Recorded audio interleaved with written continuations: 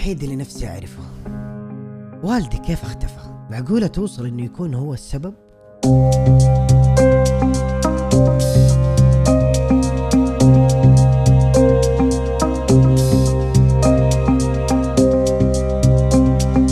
السلام عليكم ورحمة الله وبركاته. مساء الخير للجميع، كيف حالكم؟ إن شاء الله طيبين. ما عندي شيء يا إخوان، والله جاي أطمن عليكم بس، فيعطيكم العافية على الحاجات الجميلة والله اللي جالسين تسووها معايا. وعشان أعرف إيش القصص اللي تحبوها أكثر أتمنى أنكم تكتبوا لي تحت في التعليقات، قصص الرعب ولا القصص المؤثرة. مشاهدة ممتعة. أنا اسمي مشعل وعمري 25 سنة. بدت قصتي في الثمانينات. كنت من أسرة جدا عظيمة، والدي سيف وأمي زهرة، عدد أخواني 6، 4 بنات وولدين. أنا وأخوي طارق كنا الوحيدين اللي عايشين مع الوالد والوالدة، أما أخواتي ال4 فكانوا متزوجات، كل واحدة فيهم لها أسرتها الخاصة. طارق أخوي كان أكبر مني ب5 سنوات، يعني تقريبا كان عمره في هذاك الوقت 30 سنة. أما أخواتي البنات فكانوا أكبر مننا، يعني أنا تقدر تقولوا أنا آخر العنقود. وقتها كنت أشتغل في المجال الصحي، كنت ممرض. كانت عائلة جميعها متعلمة، الأولاد والبنات. الوالد والوالدة أبدا ما قصروا معانا من ناحية التعليم. هذاك اليوم ما أقدر أنساه الصراحة، لأني كنت راجع من الدوام وقابلت جدي في حوش بيتنا، جدي اللي هو أبو الوالد. فجلست مع جدي وقعدت قهوة معاه وأسولف معاه. فوقتها سألت جدي، قلت له يا جد، يعني ما شاء الله تبارك الله الوالد شايفه يعني متعلق بالوالدة مرة كثير، نفسي أعرف الوالد كيف تزوج الوالدة. جدي وقتها ضحك، قال لي أبوك كان رومانسي من عمره 10 سنوات. قاعد يقول لي وقتها في الديرة كل اللي في الديرة عارفين إنه أبوك يبغى أمك من يوم ما كان عمره 10 سنوات. فكان من قوة الحب الوالد وصلت معاه لدرجة إنه يشتغل عشان يتزوج الوالدة بسرعة، فتزوج الوالدة تقريبا كان عمره 17 سنة. وقتها عرفت إن الوالد كان اختياره مرة صح. لما سمعت القصة هذه من جدي حسيت إني أنا عايش في نعمة جدا عظيمة، لأني أذكر لما كنت في المدرسة وأتجمع مع العيال وزي كذا كنت أسمع كل واحد وفي مشاكل في بيته بين أبوه وبين أمه، اللي أسمع أمه تبى تتطلق، اللي أسمع أبوه طلق، بحر من القصص. كنت لما دائما أسمع قصصهم كنت أقول دائما في قلبي الحمد لله على نعمة والدي سيف، والحمد لله على نعمة أمي زهرة. وقصة الحب هذا العظيم اللي حكاني هي جدي كنت أشوفها في بيتنا، فاحترام الوالد للوالدة والعكس كذلك كان له دور كبير في تربيتنا نحن الأولاد. في يوم من الأيام كانوا مسوين عندنا عزومة في البيت. وقتها صحيت من نومي وأنا غرفتي كانت فوق، وما أدري إنه عندنا كان ضيوف في البيت. وأنا نازل من الدرج عندنا كان في الدرج كذا على اليمين في دورة المياه الله يكرمكم، إلا شفت في واحدة خارجة من دورة المياه، طالع فيها كذا من بعيد إلا تطلع فاطمة بنت عمي. فاطمة بنت عمي هذه آخر مرة يمكن شفتها قبل 10 سنوات وإحنا صغار. عندنا نظام في العائلة من بعد 14 سنة الأولاد والبنات ما حد يكشف على بعض، هذه كانت عادات وتقاليد في عائلتنا. فلما جت عيني عليها قلت يا الله، معقولة هذه فاطمة اللي كنت ألعب معاها وأنا صغير؟ ما شاء الله تبارك الله مرة تغيرت، صارت مرة جميلة وعطتني ابتسامة. من ابتسامتها هذيك عرفت إنه فاطمة خلاص الإنسانة هذه من نصيبي. أوقات فراغي كانت أكثرها تفكير في فاطمة، لدرجة رسمت مشاريع مرة كبيرة في حياتنا. من قوة المشاريع اللي رسمتها جبنا أولاد وسميت الأولاد حتى. بس كنت دائما أفكر أقول قصة الحب هذه اللي أنا عايشها هل هي من طرف واحد ولا من طرفين؟ مرت سنة كاملة من هذا الكلام. كنت وقتها جالس في غرفتي، دخلت علي الوالدة قالت لي مشعل بتكلم معك في موضوع. قلت لها لبيه قولي لي. قالت لي أخوك طارق صار كبير وما شاء الله تبارك الله وظيفته جدا مرموقة. وقت أخوي طارق كان مدير لشركة في أحد الشركات الكبيرة عندنا في المدينة. قالت لي نبى نخطب لأخوك طارق. قلت لها والله إنه من أحلى الأخبار يا أمي اللي سمعتها. وللأمانة هذاك الوقت طارق كان جدا ممتاز في حياته، وكانت أخلاقه جدا ممتازة. صح إنه الكل كان يقولوا عنه إنه شايف نفسه من هذا الجانب، بس أنا كأخوه ما كنت أشوف الجانب هذا أبدا منه. فقلت لها طيب ما شاء الله تبارك الله من بيت مين يا أمي حتاخذي له؟ قالت لي والله العظيم بالذات أخوك طارق تعبت عشان ألقى له عروسة تناسبه وتناسب شخصية طارق. وكانت الصدمة إن اختارت لأخويا فاطمة بنت عمي اللي كنت أنا أبغاها تكون شريكة حياتي. من قوة الصدمة طالعت فيها قلت لها ووافقت فاطمة. أمي قالت لي إنه كلمت أمها وكلموا عمي وما عندهم أي مشكلة، بس مستنين رأي البنت. أنا هنا اتقفلت في وجه الحياة، حاس كأني كذا في مكان كله ضباب. من قوة الصدمة اللي فيني ما عرفت أتعامل مع الوالد. قلت لها خلاص الله يوفق وأنا معاكم زي كذا. قالت لي خلاص جهز نفسك لأنه بعد أسبوع راح نروح بيتهم. ومر هذاك الأسبوع علي كأنه سنة، كان أسبوع مرة ثقيل في حياتي. كان البيت كله مبسوط وكله فرحان، وكنت قاعد أشاركهم الابتسامة والفرحة بس بتصنع، بس من جوا كان فيني مملكة من الحزن. وقتها أتذكر وأنا جالس كذا في المجلس بين الرجال وقاعد أتقهوى وزي كذا، إلا عمي جاء ونادى طارق. عرفت انه وقتها انه راح يشوف فاطمة. دخل اخويا وخرج وكان مرة مبسوط. سمعت اصوات الحريم وفرحتهم وزي كذا. عرفت انا انه فاطمة وافقت، ومن هذيك اللحظة استودعتها واستودعت قلبي لله. بعد 3 شهور من الخطبة كان زواج طارق وفاطمة.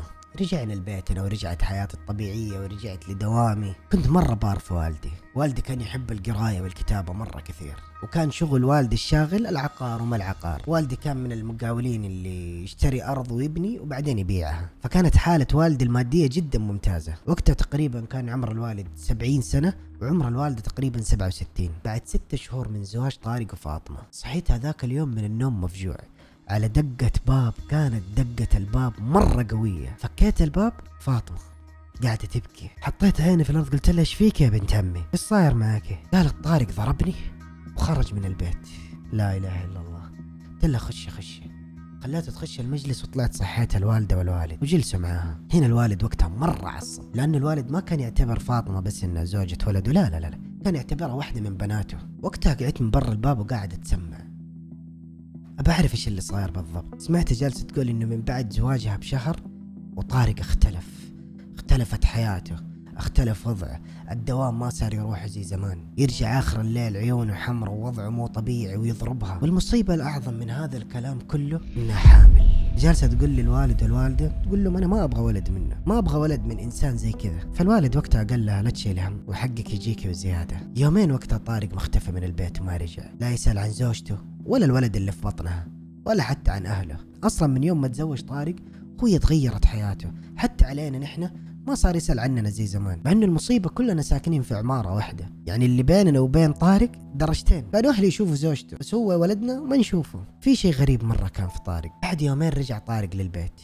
واستقبل الوالد. طارق كان منظره جدا غريب، كان نحيف مو بصحته زي زمان، وجهه كذا تحس عليه الغضب. حقوله ذا طارق. الوالد هو قاعد يتكلم معاه شم من طارق ريحة. الريحة هذه كانت ريحة فاقعة مرة. وقتها كان تقريبا شارب شيء. الوالد ما تحمل هذا المنظر، وبأقوى ما عنده أعطى طارق كف. من قوة الكف هذا طارق كذا حس بغبنة، قال والله ما لي جلسة في هذا البيت ولا في هذه الحياة معاكم. وقتها هو خارج من عند الباب سب الوالد سبة توجع القلب، ما قدرت اتحمله لدرجة اني خرجت وراه ودخلت فيه ضرب ما رحمته. انا عارف ان اخوي الكبير بس لا تتعدى حدودك. والدي سيف كنت اشوفه شيء مرة كبير في حياتي، مستحيل اني اخلي اي احد في الحياة هذه انه يغلط او يتكلم عنه بسوء. وقتها الوالد زعل مني اني مديت يدي على طارق اختفى من حياتنا. وهنا بدأت حسرة الوالدة على طارق. الوالدة صار كل حياتها طارق، ابغى طارق، فين طارق؟ جيبوا لي طارق. الظن غالي بس ما هي راضية تفهم ان طارق باعنا بأنانيته وراح. بس في الاول الاخير ما حد يقدر يلومها، لانها مرت تقريبا 8 أو 7 شهور خلفت فاطمة وجاء ولد طارق. طلع ولدهم على الدنيا بس ابوه مو موجود، ما احنا عارفين طارق فينه، ما احنا عارفين هو عايش ولا ميت.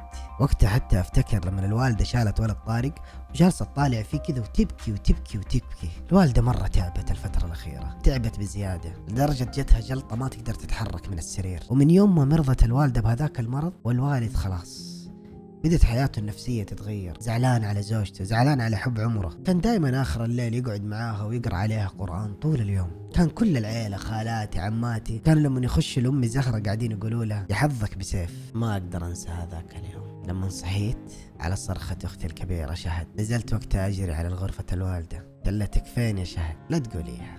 قالت لي راحت أمنا يا مشعل. زهرة راحت يا مشعل. هذاك الوقت لما سمعت الخبر طاح اني احب امي واعشق امي، بس خفت على الوالد، خفت على ابويا، خفت كيف حياته بتكون وهو عمره ما مرت ساعة واحدة بدون زهرة. وقتها هذاك اليوم مسكت نفسي، لانه عندي 4 اخوات. لو ما مسكت نفسي وشديت نفسي كان اخواتي كلهم انهاروا. كنت مسوي نفسي قدامهم اني صنديد، بس من جوا طفل محروق دمه، طفل يبي ينفجر. دفن الوالدة. وقت الدفن وانا قاعد ادفنها قاعد اقول كذا ليش يا طارق؟ ليش سويت هذا كله يا طارق؟ كنت انسان جدا ناجح وعظيم في حياتك يا طارق، بس خلاص ولا فايدة الكلام. رجعنا لحياتنا الطبيعية. صح انه جزء كبير مرة كان ناقص في البيت، بس هذه هي الحياة. والدي ما قدر يتحمل الصدمة هذه اللي صارت معه. انت جالس تتكلم عن علاقة مدتها اكثر من 60 سنة قبل الزواج، حتى من هم اطفال مع بعض، فطبيعي انه حيكون التأثير هذا. بس ما كنت متوقع ان التأثير هذا يوصل لهذا المرحلة من المرض. اتذكر هذاك اليوم الوالد كان جالس في غرفته، ناداني، رحت له قلت له سم، قال لي جيب لي كاسة موية. رحت اعطيته كاسة الموية، المفروض اني اشربها، بس الغريب اللي لاحظته في هذاك اليوم انه اخذ كاسة الموية راح لين دورة المياه الله يكرمكم وحطها هناك وخرج. انا قاعد ملاحظه يعني كذا بس هو مو منتبه لي. رجع لغرفته، جاء ناداني مرة ثانية قال لي جيب لي كاسة موية. قلت له انا جبت لك قبل شوية كاسة موية. قال لي وينها؟ انا هنا عرفت وحسيت انه الوالد فيه شيء والشيء هذا مو طبيعي. وقتها ودينا المستشفى وشخصنا حالته. طلع الوالد وقتها مريض زهايمر. انا لا اعرفه من قصص الحب وكتب الحب ان الحب اعمى، بس اول مرة في حياتي انه اعرف ان الحب زهايمر. والدي كبير في السن قلت لكم، فكان وقتها يحتاج لرعاية. اخواتي كل واحدة لاهية في بيتها وعيالها. وقتها اتخذت قرار مرة كان صعب في حياتي.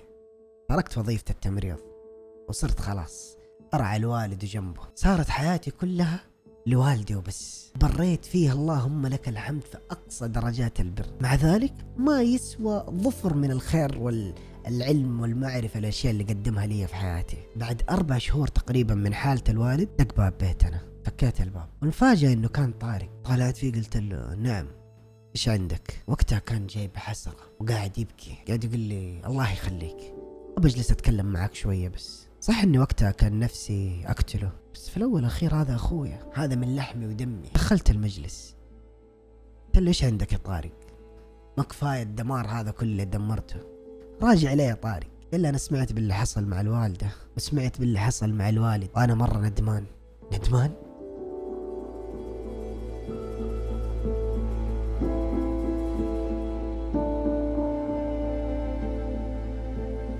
قال له طيب يعني انا ماني فاهم، انت جاي تعزينا ولا جاي تواسينا ولا ايش جاي بالضبط؟ ايش تبغى؟ قال برجع معاكم. رجعت لزوجتي فاطمه، فاطمه قالت ما تبغاني، ما بقي الا انتوا اهلي، ابى ارجع وسطكم. تعاطفت معه وحاولت قد ما اقدر مع اخواتي انهم يسامحوا، بس لكن كانوا رافضين. وثقت في طارق وقلت لاخواتي خلاص عندي مشوها هذه المره، هذا اخونا وهذا وهذا وهذا وهذا. سامحوه، ولكن في قلوبهم كانوا في شويه كذا متضايقين من طارق وما اقدر الومهم. رجعت حياتنا الطبيعيه ورجع طارق يساعدني كان في اهتمام الوالد. بعد تقريبا سنة من هذا الكلام، وقتها كان عمر الوالد 72 سنة، جتنا أختي شهد للبيت قالت نبي نسوي طلعة كذا عائلية كاملة للبنات ولأخواني وعيالهم، ومنها أن الوالد يغير جو، لعل وعسى أن تتحسن حالة الوالد لما يشوف الأشياء هذه قدامه. لا ما عندي مشكلة أبد، بالعكس فكرة مرة حلوة.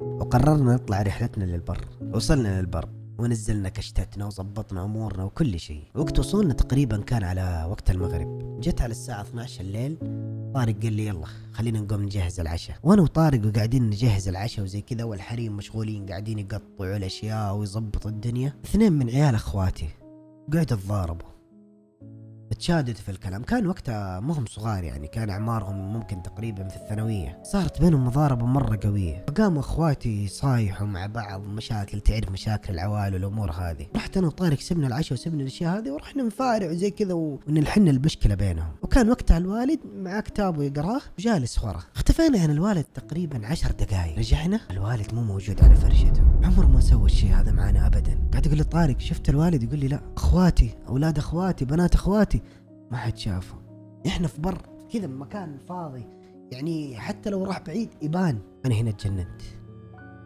ابوي فرح. اتفقنا انا وطارق واولاد اخواتي وهذول انه كل واحد يروح فينا في جهه، اللي راح شمال، اللي راح شرق، اللي راح جنوب، اللي راح غرب.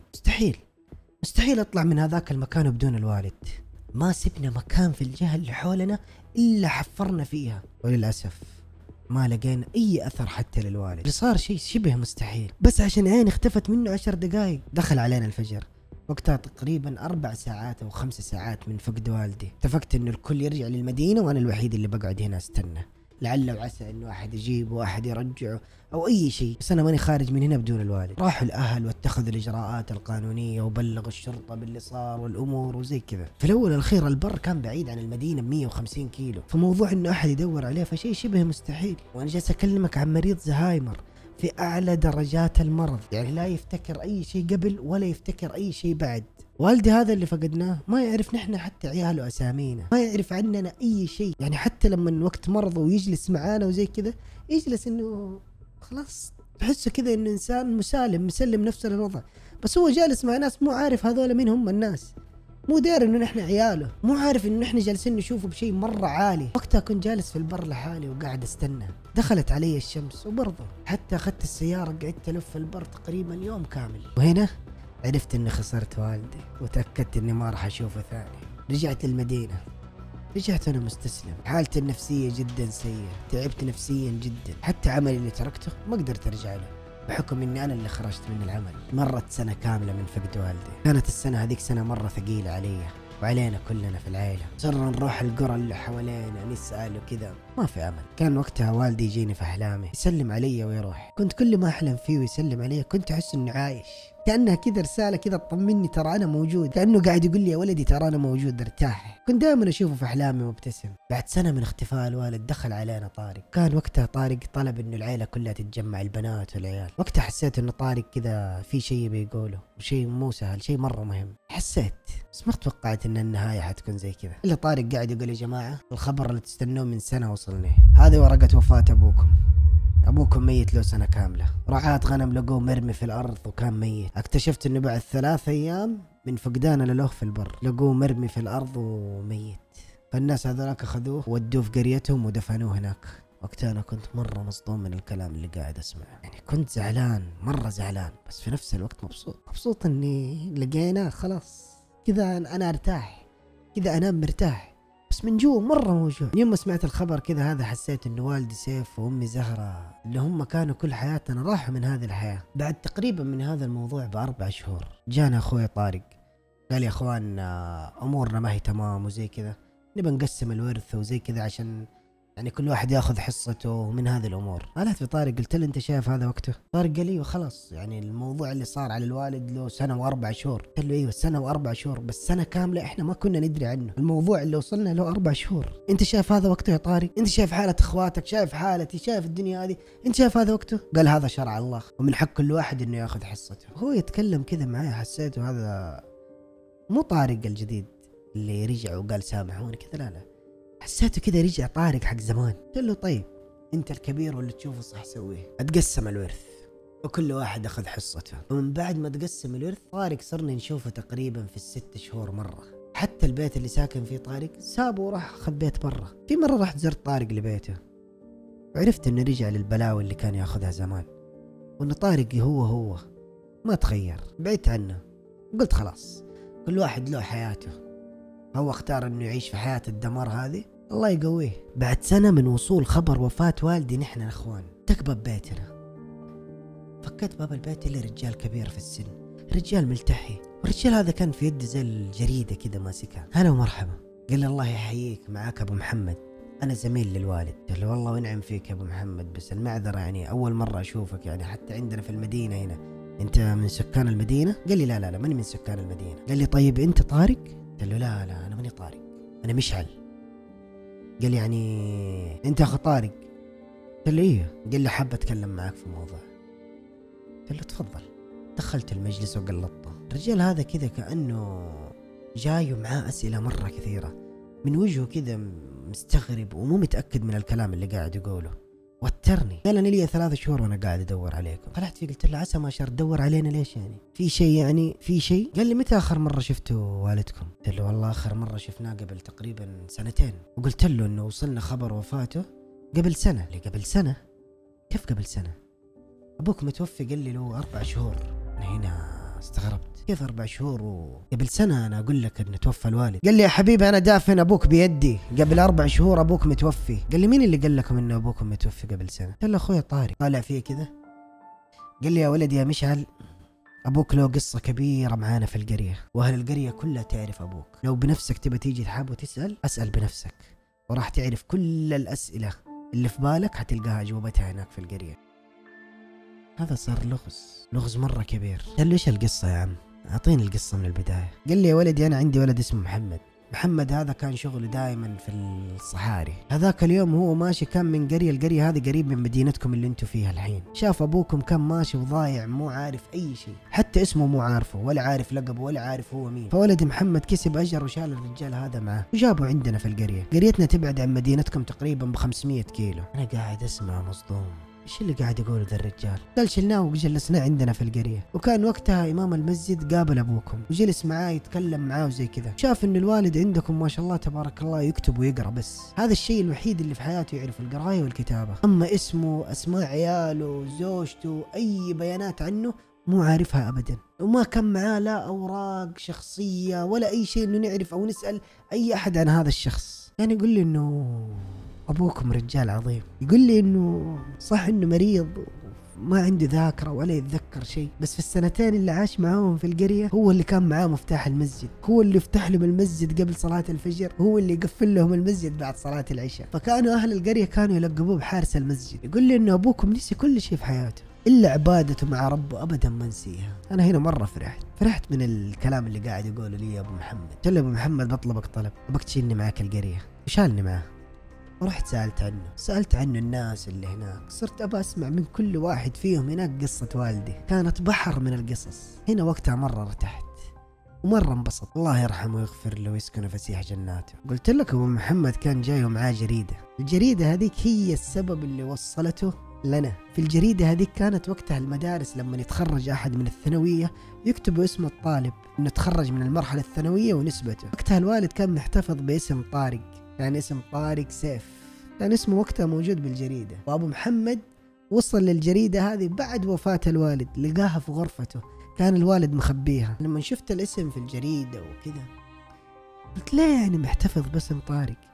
ذي الدرجة قاعد يحب طارق؟ سبحان الله، الجريدة هذه كانت سبب إنه أبو محمد يلقانا ويجي يقول لنا الحقيقة كاملة. وقتها أخذت الجريدة ورحت على طول على بيت طارق. فك لي الباب وقتها طارق، وطارق كان في حالة ما يعلم فيها غير رب العالمين. شايف الجريدة هذه؟ أبوك لقوه ميت وما معاه أي أوراق رسمية أو أي أوراق له أو تخصه، ما لقوا معاه إلا هذه الجريدة اللي هي فيه تخرجك. وجيت تكذب علينا قبل فترة ومزور ورقة وفاة أبوك عشان طمع الفلوس وجشعك. مستحيل طارق أقول عنك إنسان، أنت شيطان، حتى مو بهيئة إنسان، أنت شيطان بهيئة شيطان. وقتها طارق بس قاعد يبكي، مو قادر يقول أي حاجة. ليش يا طارق؟ ليش؟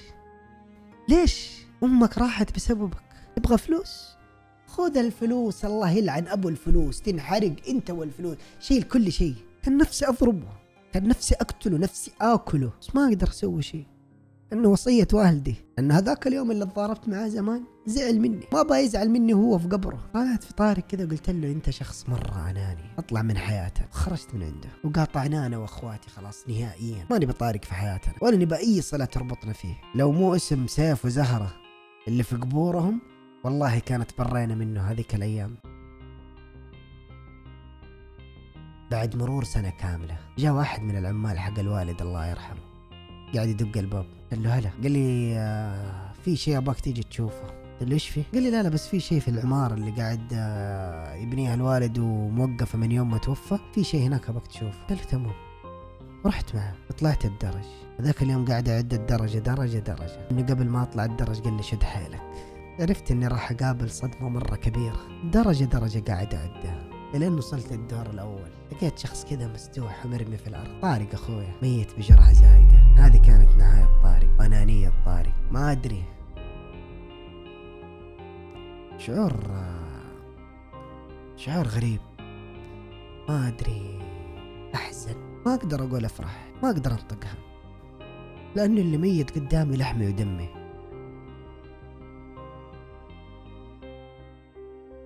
حتى لو ضرنا الله يسامحه. وابشركم رجعت وتزوجت فاطمة، وفاطمة ليومكم هذا في ذمتي، ولد طارق كفلت فيه وصار ولدي. وهذا أنا مشعل وهذه هي قصتي. بس السؤال اللي اعتبره لغز أنا وما لقينا له جواب ليومكم هذا، اختفاء الوالد اللي في البر معقولة كان شيء صدفة ولا بفعل فاعل؟